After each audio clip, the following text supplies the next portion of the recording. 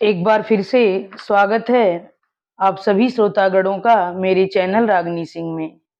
आइए मालती जोशी जी की लिखी कहानी आश्वस्ति सुनते हैं।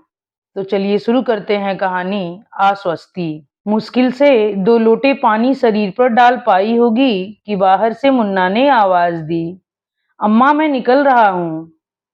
वे तो एकदम हकबका गईं। तो क्या उसके निकलने का समय हो गया और उन्हें किसी ने बताया भी नहीं? आ रही हूँ बेटे, उन्होंने भीतर से आवाज दी और किसी तरह 4 बूंद पानी शरीर पर छींट कर उठ खड़ी हुई। कितना भी चाहो इस उम्र में हाथ पांव जल्दी जल्दी चलते भी तो नहीं। हड़बड़ाहट में साबुनदानी हाथ से छिटक दूर जा गिरी। तौलिया बाल्टी में जा पड़ा। किसी तरह कपड़े फंसाकर बाहर निकली तो याद आया कि चश्मा तो बाथरूम की खिड़की में ही छूट गया है। उसे लेने दोबारा जाना पड़ा। लौटी तो बुरी तरह हाँफ रही थी। अपनी धड़कनों की आवाज जब कुछ सामान्य हुई तो उन्हें एहसास हुआ कि घर में एकदम सन्नाटा है। सुबह से तो एकदम हड़बोंग मची हुई थी। जगदीश, उन्होंने रसोइये को आवाज दी। सब लोग कहाँ चले गए? हवाई अड्डे गए हैं न जी। सुनकर वे तो स्तब्ध रह गईं। क्या 5 मिनट रुक नहीं सकते थे? नहाने ही तो गई थी, कोई समाधि में तो नहीं बैठी थी। ऐसा भी नहीं है कि नई नवेलियों की तरह घंटों उपटन मलती हों। बस गईं और आईं, पर किसी से उतना सब्र भी नहीं हुआ। उन्हें तो रोना आ गया। सुबह से पीछे पड़ी थी कि नहाने को पानी दे दो, पर किसी ने सुना ही नहीं। संस्कार कह लो कि वहम कह लो, पर वे चाहती हैं कि अगर कोई यात्रा पर जा रहा हो तो घर भर को उससे पहले नहा लेना चाहिए। यूं तो घर भर नहा भी रहा था, बस एक उन्हीं के लिए कभी बाथरूम खाली नहीं था, कभी पानी गर्म नहीं था। अपना जमाना होता तो क्या वे इतनी देर तक हाथ पर हाथ धरे बैठी रहती? पर यहाँ उनका बस नहीं चलता। पानी जो है बिजली से गर्म होता है और बहुरानी ने ताकीद कर रखी है कि अम्मा जी आप मत छूना। जब भी जरूरत हो किसी से कह दिया कीजिए। कल को कुछ उल्टा सीधा हो गया तो हम कहीं मुंह दिखाने के काबिल नहीं रहेंगे। वैसे उसका कहना ठीक भी है। बिजली क्या किसी का लिहाज करती है? इसीलिए तो नौकरों की चिरौरी करनी पड़ती है। आज भी जगदीश से सुबह से कह रखा था, पर भले आदमी ने पानी तब दिया जब मुन्ना बाबू निकलकर चलने को तैयार खड़े थे। मुन्ना बाबू को भी चलने की ऐसी उतावली मची कि अम्मा के लिए 2 मिनट रुक भी न सके। दुख और हताशा से उनका मन भारी हो गया। पूजा करने की इच्छा ही नहीं हुई। ठाकुर जी को नहलाने के लिए तांबे की थाली में निकाल तो लिया, पर फिर संज्ञा शून्य हो बैठी रही। किसके लिए है ये पूजा पाठ? किसके लिए है ये जप तप व्रत उपवास? अपना कौन है जिसके लिए भगवान के आगे हाथ जोड़े नाक रगड़े? सब बेकार है। पर दूसरे ही क्षण उनका मन उन्हें धिक्कार उठा। यह भी कोई बात हुई? उनके कलेजे का टुकड़ा, उनकी आंखों का तारा 7 समंदर पार जा रहा है तो क्या वे उसकी सलामती की दुआ नहीं मांगेंगी? उसकी सकुशल वापसी नहीं चाहेंगी? आजकल कैसी कैसी तो खबरें आ रही हैं, सुनते ही दिल दहल उठता है। ऐसे में एक ईश्वर का ही तो सहारा है और वे हैं कि उन्हीं से रार ठाने बैठी हैं। मुन्ना नहीं रुका तो उसकी भी कोई मजबूरी होगी। कोई बस थोड़े ही है जो 5-10 मिनट रुकवा लो। हवाई जहाज का मामला है, वहां तो समय से पहुंचना ही पड़ता है।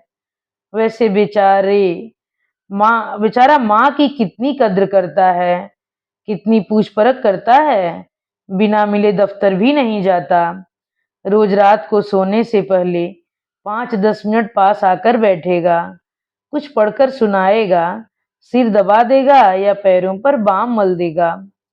कल रात को तो कितनी देर तक बैठा रहा, पूरे महीने भर की गोलियां ले आया था। रात वाली और दिन वाली गोलियां अलग-अलग करके अलग-अलग शीशियों में डाल दी।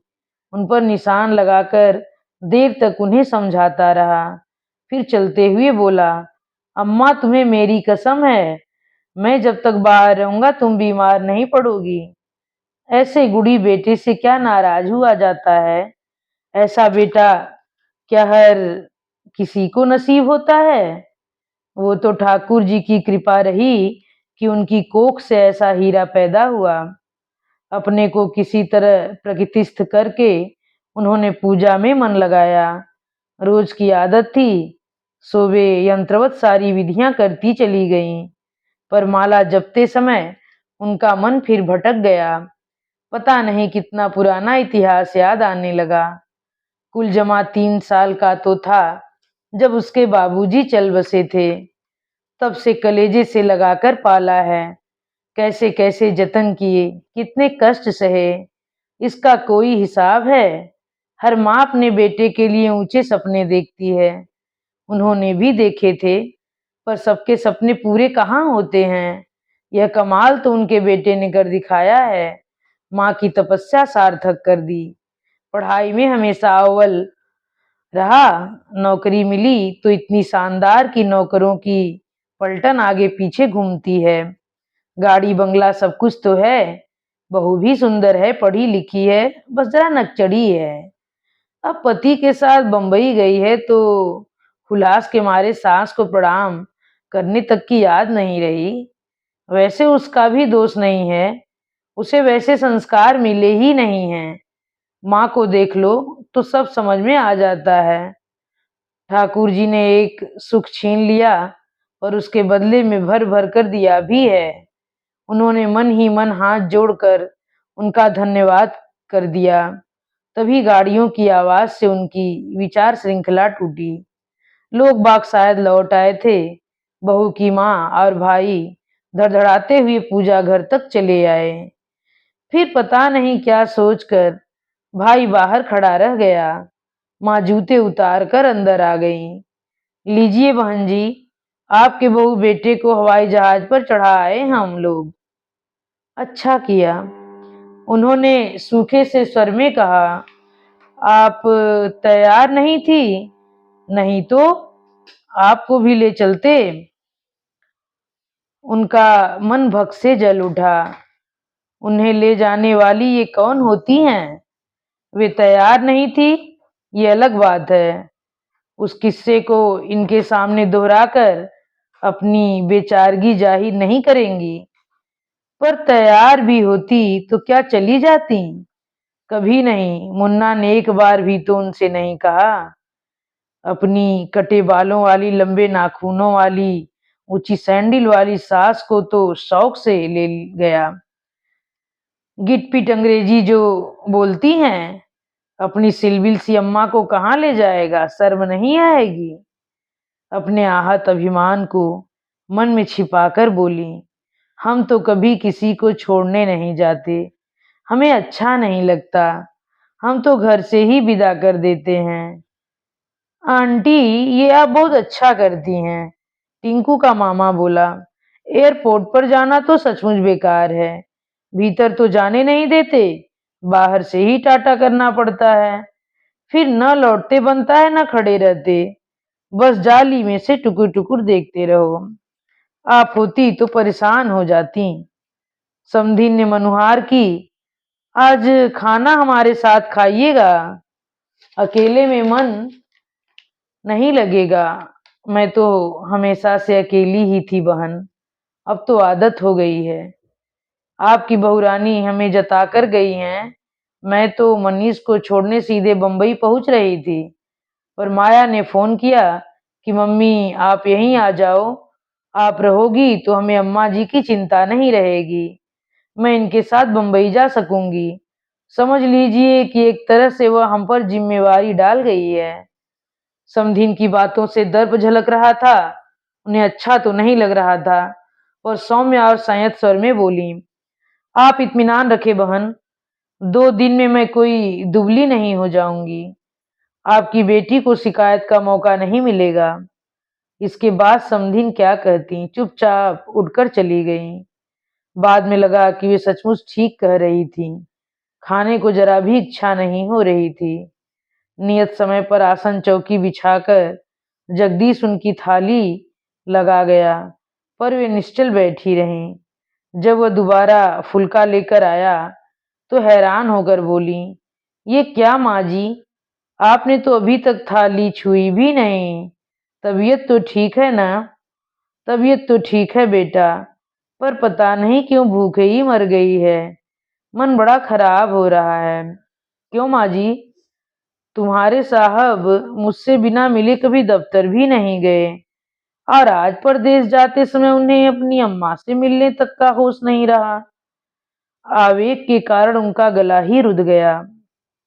पुलिस ने चौकन्नी नजर से इधर उधर देखा, फिर फुसफुसाकर बोला, हम तो नौकर आदमी हैं हुजूर, कुछ कहते अच्छे भी नहीं लगते, पर अब क्या बताएं। साहब तो बड़ी देर तक आपके कमरे में इंतजार करते रहे, पर माँ बेटी ने ऐसी चिल्लपो मचाई कि क्या बताएं। बोली, क्या एक दिन नहाना धोना देर से नहीं हो सकता? आदमी को समय देखकर चलना चाहिए, बस अपनी पड़ी रहती है, दूसरों की तो कुछ परवाह ही नहीं है।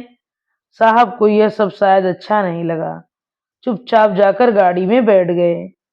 इस आख्यान के बाद तो सामने रखा खाना जहर लगने लगा, पर सोचा कि नहीं खाएंगी तो ये प्राणी दुखी भी होगा और डांट भी खाएगा, अन्य देवता का अपमान होगा सो अलग। इसीलिए पहली परस खाकर उठाएं। पूरा दिन उन्होंने कमरे में ही गुजार दिया। बहू का भाई कोई फिल्म ले आया था, सारा घर उसी शोर में डूबा रहा। पूरा अमला उसी को देखने में मगन था। उन्हें चाय भी 6 बजे के बाद नसीब हुई, पर उन्होंने कोई शिकायत नहीं की। शाम को थोड़ा सा लॉन में टहल थी, संजाबाती की और फिर कमरे में आ गईं। रात को खाना उन्होंने एक अरसे से छोड़ रखा है, फल फूल ले लेती हैं। आज उसके लिए भी मना कर दिया। समधीन ने 2 एक बार संवाद साधने की कोशिश की, पर दोनों की दुनिया इतनी अलग है कि पटरी बैठना मुश्किल था। 10 बजे माला लेकर वे बिस्तर पर आ गईं। यह उनका रोज का नियम है। नींद को मनाने से तो अच्छा है राम का नाम ले लिया जाए। थक कर मन अपने आप निढाल हो जाता है। वे नाम स्मरण में तल्लीन थी कि जगदीश आकर फोन पकड़ा गया। साहब बात करेंगे। ये फोन आजकल अच्छा चल गया है, कहीं भी पकड़ा दो। कांपते हाथों से उन्होंने कानों पर लगाया। उधर से आवाज आई, अम्मा, मैं मुन्ना बोल रहा हूँ। कहो बेटे, कैसे फोन किया? उन्होंने सपाट स्वर में पूछा। सुबह तुम्हारा आशीर्वाद नहीं ले पाया था ना? आशीर्वाद तो बेटा मेरा हमेशा तुम्हारे साथ है। तुम फोन न भी करते तो कोई फर्क नहीं पड़ता। हाँ, सुबह अगर 5-10 मिनट रुक जाते तो अच्छा लगता, या मुझे ही अगर पता होता कि तुम्हारा समय हो गया है तो मैं बाद में नहा लेती, पर किसी ने बताया भी नहीं। ओफो अम्मा, इतनी सी बात पर कोई रोता है भला? मुन्ना ने टोका, तो उन्हें भान हुआ कि बात करते करते वे रो पड़ी हैं, बकायदा सुबक रही हैं। सुबह से जो रुलाई कलेजे में जम गई थी, बेटे की आवाज सुनते ही उमड़ पड़ी है। अम्मा सुन रही हो ना? हाँ बोलो, उन्होंने घुटी सी आवाज में कहा। मैं कोई 1-2 साल के लिए थोड़े ही जा रहा हूँ, जो तुम इतना परेशान हो रही हो। महीने भर की बात है, और माया तो परसों ही लौट जाएगी। तुम कब निकल रहे हो? सुबह 4 बजे की फ्लाइट है, वहां पहुंचकर फिर फोन करूंगा। जब भी समय मिलेगा फोन करता रहूंगा। इस बीच तुम अपना ख्याल रखना, लापरवाही बिल्कुल नहीं करना, दवाइयां समय पर लेना। तबीयत जरा भी गड़बड़ लगे तो माया से कहना, और फौरन डॉक्टर को बुलवा देगी। संकोच करने की कोई जरूरत नहीं है।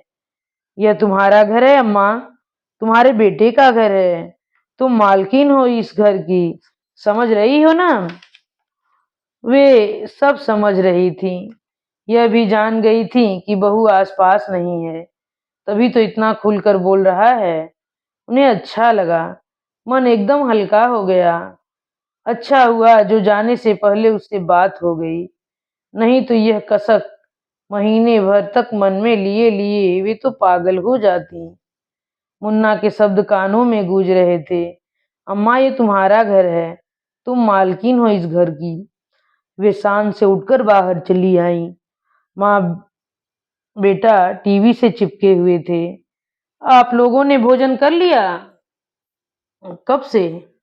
मैंने सोचा पता तो कर लूं, बहू रानी घर में नहीं है तो यह मेरा ही फर्ज बनता है ना।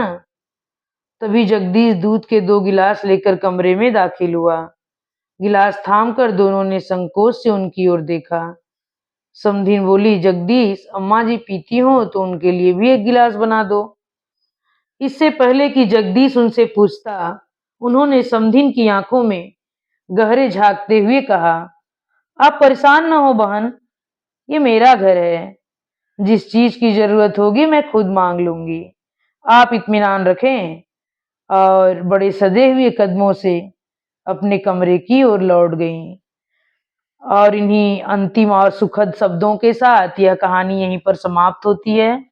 आप सभी श्रोतागणों से मेरा विनम्र अनुरोध है कि यह कहानी अगर आप लोगों को पसंद आई हो तो कृपया मेरे चैनल को सब्सक्राइब, वीडियो को लाइक करना मत भूलिए। धन्यवाद।